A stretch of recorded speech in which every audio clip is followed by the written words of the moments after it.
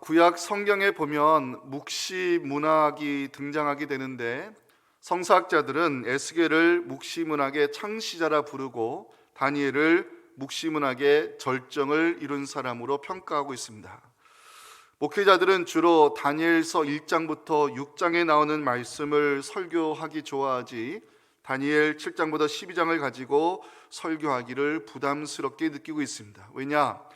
다니엘서 1장부터 6장까지는 다니엘과 그 친구들이 바빌론의 포로로 끌려갔음에도 믿음을 지키는 감동스러운 장면들이 기록이 되어 있기 때문입니다. 왕의 음식과 포도주를 먹지 아니하기로 뜻을 정하는 장면, 풀무불에 던져졌어도 신앙의 절개를 지키는 장면, 주변의 모함 속에서도 예루살렘을 향하여 하루 3번씩 고집스럽게 기도하는 장면은 설교자들이 분명한 메시지를 전하기에 충분한 자료를 제공하고 있습니다. 반면에 다니엘 7장부터 12장까지는 묵시문학의 절정이라 할 수 있는 4가지 환상과 예언이 기록이 되어 있습니다. 다니엘 7장에는 네 짐승에 대한 환상이 기록이 되어 있고요, 다니엘 8장에서는 숫양과 숫염소의 환상, 그리고 다니엘 9장에서는 성서학자들이 가장 풀기 어렵다고 하는 새 일에 대한 묵시의 말씀이 기록이 되어 있습니다. 그리고 다니엘 10장은 이때 히데겔 강가에서 본 환상의 말씀이 기록이 되어 있습니다. 목회자들이 다니엘 후반부의 말씀을 설교하기 어려운 것은 이 묵시에 대한 말씀을 풀어가기가 쉽지 않고 다니엘 본인도 자신이 본 환상에 대하여 깨닫기가 어렵다고 고백할 정도였기 때문입니다. 다니엘 12장 8절을 보면 다니엘이 자신이 본 환상을 이렇게 말합니다. 내가 듣고도 깨닫지 못한지라. 내가 이르되 내 주여 이 모든 일의 결국이 어떠하겠나이까 질문하는 다니엘의 모습을 보여주고 있습니다. 오늘 우리가 살펴볼 본문은 선지자 예레미야가 기록한 말씀을 다니엘이 우연히 발견하고 그 책을 읽는 장면으로 시작을 하고 있습니다. 오늘 1절과 2절이 본문을 풀어가는 중요한 말씀인데 함께 읽겠습니다. 시작. 메대 족속 아하스의 아들 다리오가 갈대아 나라 왕으로 세움을 받던 첫 해 곧 그 통치 원년에 나 다니엘이 책을 통해 여호와께서 말씀으로 선지자 예레미야에게 알려주신 그 연수를 깨달았나니 곧 예루살렘의 황폐함이 70년 만에 그치리라 하신 것이니라. 아멘. 다니엘은 바빌론의 포로로 끌려온 사람으로서 여러 제국을 거쳐 여러 왕들을 섬긴 사람입니다. 바빌론 제국이 무너지고 메대가 권력을 잡게 됐을 때 다니엘은 예레미야가 남긴 책을 통해서 예루살렘의 황폐함이 70년 만에 그칠 것이라는 하나님의 말씀을 읽게 됩니다. 다니엘은 이 말씀 앞에 어떻게 반응했을까요? 3절을 주목해 보시기 바랍니다. 내가 금식하며 베옷을 입고 죄를 덮어쓰고 주 하나님께 기도하며 간구하기를 결심했습니다. 다니엘은 예루살렘의 황폐함이 70년 만에 그칠 것이라는 말씀을 붙잡고 금식하며 기도할 것을 결심하게 됩니다. 자, 다니엘은 무엇을 기도하였을까? 다니엘은 먼저 하나님의 성품을 고백하며 기도를 시작하고 있습니다. 4절입니다. 내 하나님 여호와께 기도하며 자복하여 이르기를 크시고 두려워할 주 하나님, 주를 사랑하고 주의 계명을 지키는 자를 위하여 언약을 지키시고 그에게 인자를 베푸시는 이시여. 다니엘은 이스라엘의 회복을 위해 회개의 기도를 드리면서 유다 백성들이 이방 땅에 끌려온 이유가 하나님께 범죄하였기 때문이라고, 우리가 하나님 말씀을 듣지 아니하였기 때문이라고 5절과 6절에서 자백하고 있습니다. 우리는 이미 범죄하여 패역하며 행악하며 반역하여 주의 법도와 규례를 떠나 싸우며 우리가 또 주의 종 선지자들이 주의 이름으로 우리의 왕들과 우리의 고관과 조상들과 온 국민에게 말씀한 것을 듣지 아니하였나이다. 다니엘이 회개의 기도를 드리는 이유가 뭘까요? 하나님과의 관계가 바로 세워져야 회복의 은혜가 임한다는 사실을 알았기 때문입니다. 다니엘은 하나님께서 종의 기도를 들어주시고 무너진 성전을 회복하여 주시기를 하나님의 긍휼하심에 의거하여 기도하고 있음을 17절, 18절에서 보여주고 있습니다. 그러한즉 우리 하나님이여 지금 주의 종의 기도와 간구를 들으시고 주를 위하여 주의 얼굴 빛을 주의 황폐한 성소에 비추시옵소서. 나의 하나님이여, 귀를 기울여 들으시며 눈을 떠서 우리의 황폐한 상황과 주의 이름으로 일컫는 성을 보옵소서. 우리가 주 앞에 간구하는 것은 우리의 공의를 의지하여 사는 것이 아니요 주의 큰 긍휼을 의지하여 함이니이다. 마지막으로 다니엘은 주의 이름을 두신 예루살렘 성읍과 유다 백성을 회복하게 하시는 것이 그것이 곧 주의 이름을 위한 것임을 19절에도 고백하며 기도를 마무리하고 있습니다. 19절 말씀을 함께 읽겠습니다. 시작. 주여 들으소서, 주여 용서하소서, 주여 귀를 기울이시고 행하소서, 지체하지 마옵소서. 내 하나님이여, 주 자신을 위하여 하시옵소서. 이는 주의 성과 주의 백성이 주의 이름으로 일컫는 바 됨이니이다. 아멘. 오늘 은퇴 직분자 감사 예배를 드리면서 어떤 본문으로 함께 위로와 소망과 은혜를 나눌까 고민하다가 기도 가운데 이 다니엘 9장 말씀을 하나님 보게 했습니다. 다니엘 9장이 은퇴 직분자 감사 예배 본문으로 적당한가? 여기에는 뭐 재앙이란 단어도 나오고 저주란 단어도 나오고 좀 읽으시면서 은퇴 직분자 감사 예배에 적당한 본문인가 의구심이 들을 수 있겠지만 하나님은 이 본문을 통해 우리 모두에게 참으로 귀한 시대적 메시지를 들려주고 있습니다. 오늘 그 말씀 함께 나누며 은혜를 함께 나누기 원합니다. 첫째 메시지입니다. 직분자는 하나님이 어떤 분이신가를 보여줘야 될 책임이 우리에게 있다는 사실을 본문은 첫 번째 메시지로 전해주고 있습니다. 성서학자들은 다니엘 1장 1절을 배경으로 바벨론 왕 느부갓네살이 예루살렘을 1차 침공했을 때 그때 다니엘이 포로로 끌려갔을 것으로 이해를 하고 있습니다.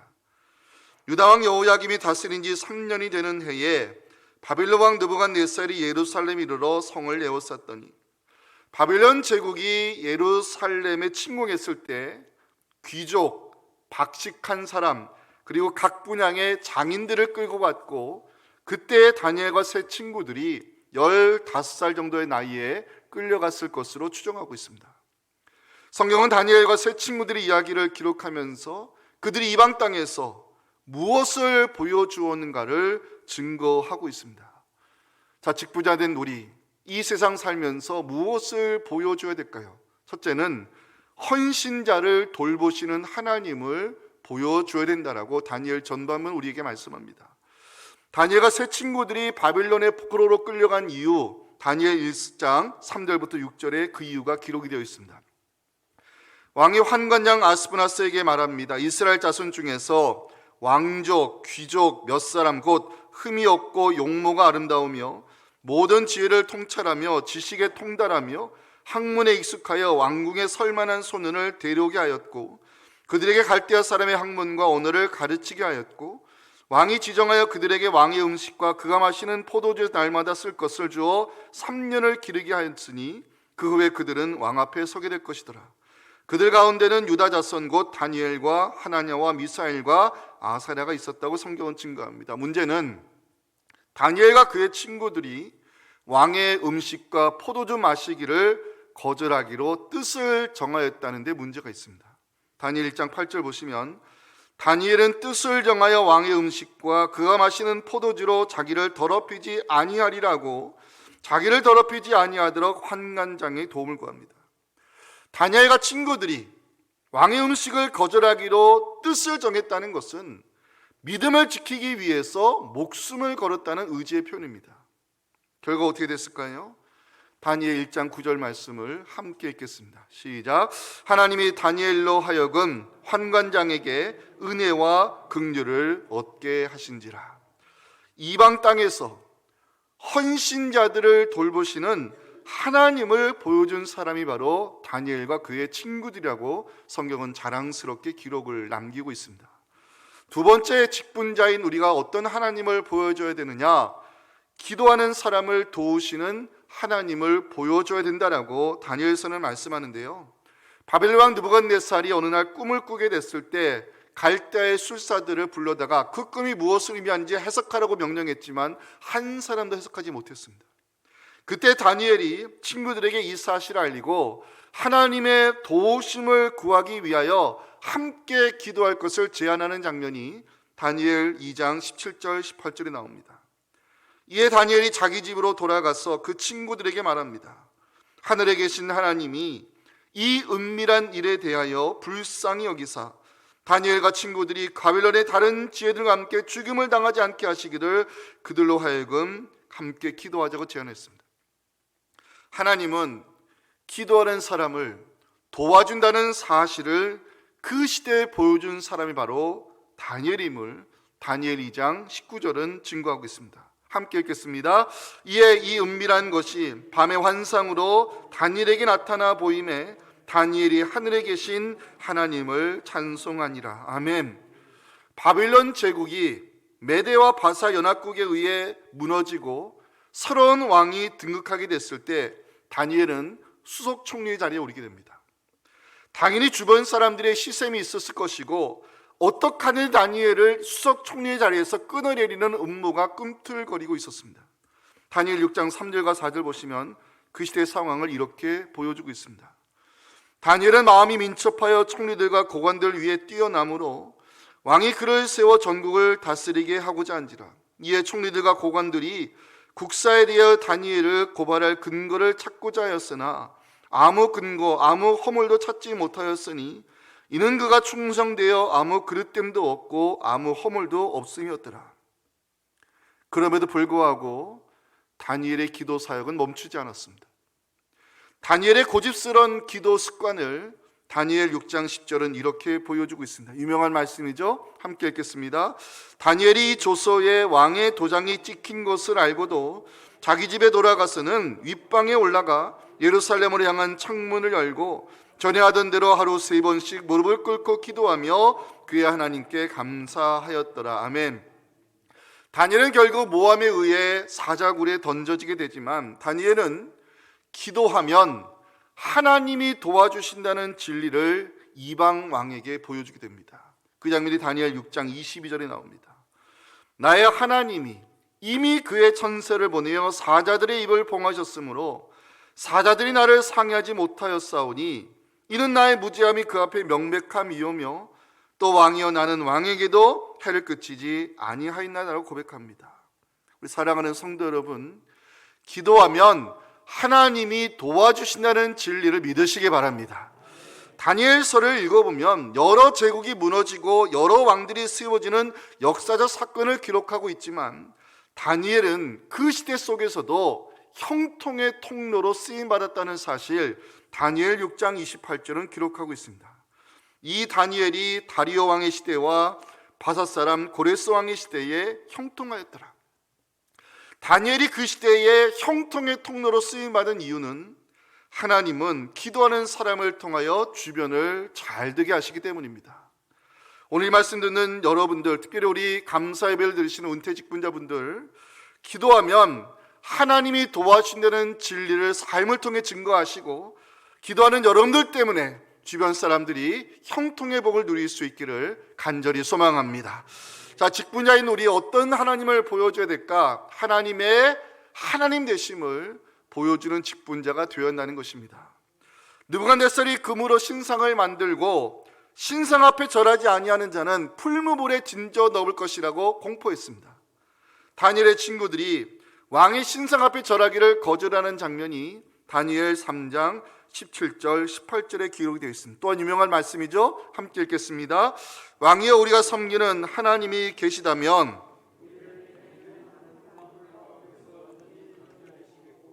왕의 손에서도 건져내시리이다. 그렇게 하지 아니하실지라도 왕이여 우리가 왕의 신들을 섬기지도 아니하고 왕이 세우신 금신상에게 절하지도 아니할 줄을 아옵소서. 아멘. 느부갓네살은 결국 다니엘 친구들을 풀무불에 집어 던져 넣게 되지만 살아계신 하나님께서 그들을 지켜주셨고 결국 느부갓네살이 하나님의 하나님 되심을 인정하는 장면이 다니엘 3장 28절 29절에 나옵니다. 느부갓네살이 말합니다. 사드락과 메삭과 아벳느고의 하나님을 찬송할지로다. 그가 그의 천사를 보내사 자기를 의뢰하고 그들의 몸을 바쳐 왕의 명령을 거역하고 그 하나님 밖에는 다른 신을 섬기지 아니하며 그에게 절하지 아니한 종들을 구원하셨도다. 그러면 내가 이제 조서를 내리노니 각 백성과 각 나라와 각 언어를 말하는 자가 모두 사드락과 메삭과 아벳느고의 하나님께 경솔히 말하거든 그 몸을 쪼개고 그 집을 거름토로 삼을지니 이는 이같이 사람을 구원할 다른 신이 없다고 이방 왕이 고백했습니다. 다니엘과 그 친구들, 이방 땅에 끌려온 사람들이지만 믿음을 지키려 했을 때 하나님은 그들의 생명을 지켜주셨고 하나님의 살아계심을 증거하는 거룩의 통로로 사용했습니다. 느부갓네살, 결국 그들 때문에 하나님의 하나님 되심을 고백하는 장면이 다니엘 4장 37절에 나옵니다. 함께 읽어볼까요? 그러므로 지금 나 느부갓네살은 하늘의 왕을 찬양하며 칭송하며 경배하노니 그의 일이 다 진실하고 그의 행하심이 의로우심으로 교만하게 행하는 자를 그가 능히 낮추심이라. 바벨론 제국이 메대와 바사 연합국에 의해 무너졌을 때 정권이 바뀌었습니다. 새로운 왕이 등극했습니다. 시대가 바뀌었어도 다니엘이 지키고자 한 것은 자리가 아니라 하나님을 향한 믿음이었습니다. 하나님은 믿음을 지키고자 했던 다니엘과 그 친구들을 지켜주심으로 하나님의 하나님 되심을 증거하는 거룩한 통로로 사용하셨습니다.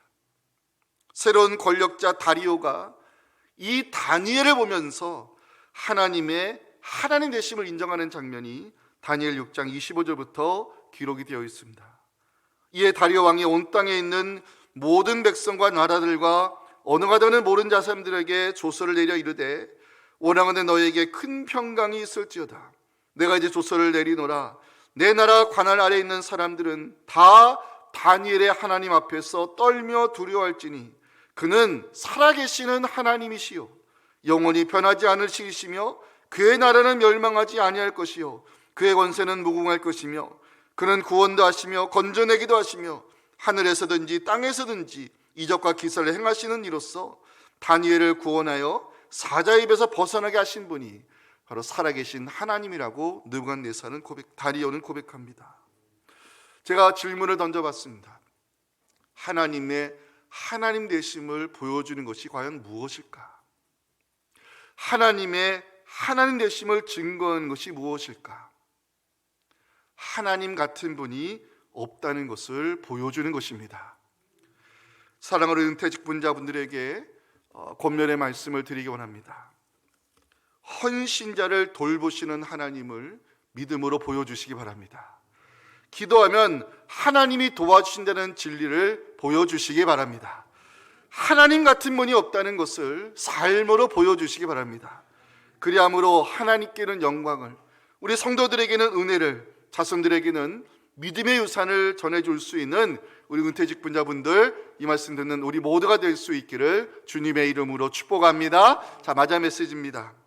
노후의 평안함보다는 시대적 사명을 감당하는 직분자로 살아야 된다라고 본문 우리에게 마지막 메시지를 전해주고 있습니다. 본문 1절은 다니엘이 이스라엘의 회복을 위하여 기도를 시작한 시대적 배경을 제공하는 중요한 자료인데, 자 1절 보시기 바랍니다. 메대 족속 아하스웨로의 아들 다리오가 갈대아 나라 왕으로 세움을 받던 첫 해, 이때가 어느 시점인가? 다니엘을 포로로 끌고 왔던 바벨론 제국이 메대와 바사 연합국에게 무너지고 새로운 왕 다리오가 등극하는 시대입니다. 다니엘 5장 30절 31절 보시면 그날 밤에 갈대아 왕 벨사살이 죽임을 당하였고 메대 사람 다리오가 나라를 얻었는데 그때 다리오는 62세였더라. 새로운 왕이 된 다리오는 총리 셋을 임명하게 되는데 그 중에 다니엘을 수석 총리로 세워서 전국을 다스리게 하는 장면이 다니엘 6장 2절과 3절에 기록이 되어 있습니다. 그들 위에 총리 셋을 두었으니 다니엘이 그 중에 하나이라. 이는 고관들로 총리에게 자기의 직무를 보고하게 하여 왕에게 손해가 없게 하려 함이었더라. 다니엘의 마음이 민첩하여 총리들과 고관들 위에 뛰어남으로 왕이 그를 수석 총리로 세워서 전국을 다스리게 하고자 했습니다. 새로운 권력자로부터 수석 총리로 임명을 받았다는 것은 그만큼 다니엘이 인정받을 만한 능력 있는 사람이었음을 성경은 증거합니다. 이때 다니엘 나이가 80세 정도로 추정이 되는데 이방 땅, 이 바빌론 땅에 끌려온 지 66년이 지나가는 해였습니다. 바벨론 제국이 무너졌습니다. 메대가 권력을 잡게 됐습니다. 새로운 왕이 등극했습니다. 새로운 왕에 의하여 다니엘이 총리의 자리에 오르게 됐습니다. 이것은 다니엘이 왕의 신임을 받았다는 증거이고 그의 노후가 보장이 되었다는 것을 의미합니다. 그럼에도 불구하고 다니엘은 노후의 평안함보다는 시대적 사명을 감당하는 직분자로 살 것을 성경은 오늘 우리에게 보여주고 있습니다. 다니엘 인생 후반부를 통해 하나님은 어떤 메시지를 우리에게 전하고 싶은 것일까요? 노후의 평안함보다는 시대의 사명을 감당하는 직분자로 우리가 끝까지 살아야 됨을 성경은 우리에게 마장 메시지로 선포하고 있는 것입니다. 자, 1절을 다시 보십니다. 다리오가 새로운 왕이 되게 됐을 때 다니엘이 수석총리로 임명되었던 해를 기록하고 있습니다. 그때 다니엘이 무엇인가를 발견하게 되는데 2절에 나와 있습니다. 2절 말씀을 함께 읽어볼 필요가 있습니다. 시작. 곧 그 통치 원년에 나 다니엘의 책을 통해 여호와께서 말씀으로 선지자 예레미야에게 알려주신 그 연수를 깨달았나니 곧 예루살렘의 황폐함이 70년 만에 그치리라 하신 것입니다. 다니엘은 우연히 발견한 책을 통하여 예레미야를 통해 전하신 하나님의 말씀을 읽게 되었습니다. 예루살렘의 황폐함이 70년 만에 그치리라. 이때 다니엘은 총리 자리에 있었고 왕의 신임을 받는 상황이었습니다. 정권이 바뀌었음에도 중요한 자리에 있었다는 것은 그만큼 다니엘은 영향력 있는 사람, 능력 있는 사람이었음을 알 수 있습니다. 왕의 신임을 이용하여 다니엘은 유다 백성들이 예루살렘으로 귀환할 수 있는 길을 열어주시라고 요청할 수 있었을 것입니다. 총리직을 이용하여 다니엘은 얼마든지 이스라엘 회복을 위하여 무엇인가를 할 수 있었을 것입니다. 그럼에도 불구하고 다니엘은 인간적인 방법을 사용하지 않습니다. 사람의 힘보다 하나님을 의지하는 다니엘의 믿음을 보여주는 것이 3절입니다. 3절 말씀이 중요한데 우리 은퇴 직분자분들만 함께 읽겠습니다. 시작. 내가 금식하며 베옷을 입고 죄를 덮어쓰고 주 하나님께 기도하며 간구하기를 결심했습니다. 70년 만에 예루살렘의 황폐함이 그칠 것이라는 선지자 예레미야의 글은 다니엘의 심장을 뛰게 만들었습니다. 시간이 지나면 저절로 이루어질 것이라는 아니라는 생각을 버리고 다니엘은 금식하며 하나님께 기도할 것을 결심하게 됩니다. 결심하다는 단어를 찾아봤습니다. 히브리어로 내 얼굴을 내주다라는 의미인데 하나님께 자신의 얼굴을 고정시키라는 뜻을 가지고 있습니다. 다니엘이 자신의 얼굴을 하나님께 고정시킨 이유가 뭐냐? 다니엘은 언약의 말씀을 지키시는 하나님을 믿었기 때문입니다. 다니엘이 발견한 예레미야의 글 궁금하지 않으십니까? 다니엘이 발견한 예레미야의 글은 예레미야 25장 12절 13절에 기록이 되어 있습니다. 함께 읽겠습니다. 시작. 여호와의 말씀이니라 70년이 끝나면 내가 바벨론의 왕과 그의 나라와 갈대아인의 땅을 그 죄악으로 말미암아 멸하여 영원히 폐허가 되게 하되 내가 그 땅을 하여 선언한 바 곧 예레미야가 모든 민족을 향하여 예언하고 이 책에 기록한 나의 모든 말을 그 땅에 임하게 하리라. 아멘. 다니엘이 섬기던 갈대아 왕이 죽임을 당했습니다. 새로운 제국이 들어섰고 새로운 왕이 등극했습니다. 시대적 변화 속에서 다니엘은 예레미야를 통해 선포하신 하나님의 말씀이 이루어질 때가 다가오고 있음을 느끼게 되었습니다. 다니엘은 말씀을 통해서 시대의 상황을 읽을 수 있는 영적 분별력을 갖게 되었고 언약의 말씀을 붙잡고 기도해야 된다는 사명감을 가지게 되었습니다. 다니엘이 예레미야의 글을 가지고 기도의 자리로 나아간 이유는 하나님은 말씀을 붙잡고 기도하는 사람을 통하여 그 언약을 이루시기 때문입니다. 다니엘의 기도를 연구해 봤습니다. 다니엘의 기도를 연구해 보니 다니엘이 어떤 하나님을 고백하며 기도하고 있는지를 알게 되었습니다. 자, 먼저 3절을 보시기 바랍니다. 주 하나님께 기도하며, 주 하나님 히브리어로 아도나이 엘로힘이라고 부릅니다. 아도나이 엘로힘, 전능하신 하나님의 능력을 증거할 때 성경이 사용하는 하나님의 성호입니다. 다니엘은 막연히 기도한 것이 아닙니다. 이스라엘을 회복시킬 수 있는 분은 오직 전능하신 하나님이심을 선포하며 그 하나님의 능력, 그 하나님의 도우심을 구하고자 다니엘은 지금 약속의 말씀을 가지고 기도의 자리로 나아가고 있습니다. 또 하나 4절도 주목해 보셔야 됩니다. 내 하나님 여호와께 기도하며. 다니엘 1장부터 12장까지를 읽어보면 신기하게도 여호와라는 하나님의 이름이 등장하지 않습니다. 유일하게 다니엘 9장에서만 여호와라는 성호가 8번이나 나오고 있습니다. 다니엘이 이스라엘의 회복을 위해 기도할 것을 결심하는 자리에서 왜 이토록 여호와라는 하나님의 이름을 다니엘 9장에서 8번이나 외치고 있느냐? 여호와는 말씀하신 바를 이루시는 신실하신 하나님이심을 다니엘이 믿었기 때문입니다. 여호와라는 이름은 당신의 백성과 맺으신 약속을 반드시 지키시는 언약의 하나님을 선포할 때 성경이 사용하는 성호입니다. 아마도 다니엘은 선지자였기 때문에 레위기 26장 44절 45절의 말씀을 가지고 이스라엘의 회복을 위하여 기도하지 않았을까 생각이 됩니다. 이 말씀을 제가 읽어 내려가겠습니다. 그런데 그들이 그들의 원수들의 땅에 있을 때에 내가 그들을 내버리지 아니하며 미워하지 아니하며 아주 멸하지 아니하고 그들과 맺은 내 언약을 폐하지 아니하리니 나는 여호와 그들의 하나님이 됨이니라. 내가 그들의 하나님이 되기 위하여 민족들이 보는 앞에서 애굽 땅으로부터 그들을 인도하여 낸 그들의 조상과의 언약을 그들을 위하여 기억하리라. 나는 여호와이니라. 아멘. 다니엘 9장은 80세의 나이 다니엘이 약속의 말씀을 가지고 기도의 자리로 나아가 이스라엘의 회복을 위하여 금식하며 기도하는 장면을 보여주고 있습니다.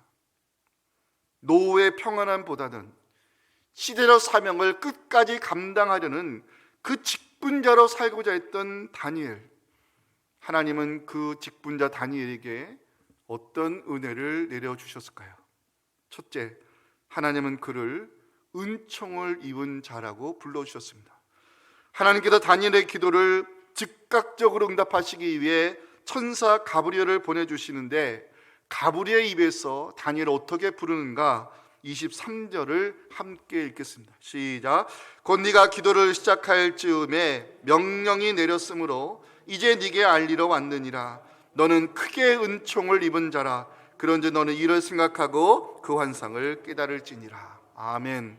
두 번째, 하나님은 이 80세의 나이에도 이스라엘의 회복을 위해서 금식하며 기도하는 그 다니엘을 하나님께서 축복하시되 강건함의 축복을 허락해 주셨습니다. 다니엘 10장 19절 말씀을 오늘 마지막 말씀입니다. 함께 읽겠습니다. 시작. 이르되 큰 은총을 받은 사람이여 두려워하지 말라. 평안하라. 강건하라. 강건하라. 그가 이같이 내게 말하매 내가 곧 힘이 나서 이르되 내 주께서 나를 강건하게 하셨사오니 말씀하옵소서. 아멘. 하나님은 노후의 평안함보다는 시대의 삶을 감당하는 다니엘을 강건함의 축복으로 지켜주셨다고 성경은 증거하고 있습니다. 마지막 세 번째, 다니엘이 받은 축복이 있습니다. 이게 가장 큰 축복입니다. 그를 통해서, 기도하는 그를 통해서 언약의 말씀이 성취되는 역사를 이루어 주셨습니다.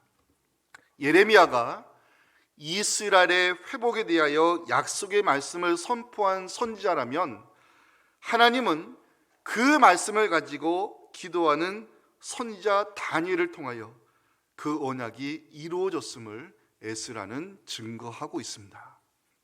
오늘 감사 예배를 드리시는 우리 사랑하는 우리 은퇴 직분자분들, 그리고 이 말씀 듣는 여러분들을 우리 하나님께서 시대로 삶을 감당하는 직분자로 세워주셔서 하나님께 은총을 받은 자라는 소리를 들으시고 기도하는 여러분들을 하나님께서 형통의 통로로 사용해 주셔서 약속의 말씀을 붙들고 기도하는 모든 여러분들의 기도 제목들이 하나님의 때에 가장 귀한 방법으로 응답되는 귀한 축복 누릴 수 있기를 주님의 이름으로 축원합니다.